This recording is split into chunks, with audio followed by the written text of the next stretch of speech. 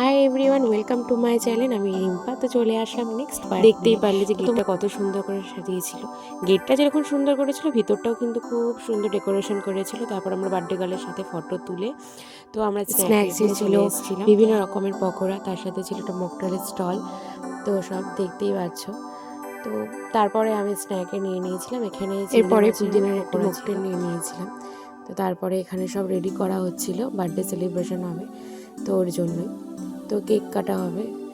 তো তারপরে এই যে আমার বান্ধবী, ওর সাথে একটুখানি একটা ক্লিপ নিয়ে নিলাম।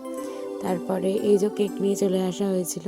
তো ও তো শুধু ছটপট করছিল কখন কেকটা কাটা হবে।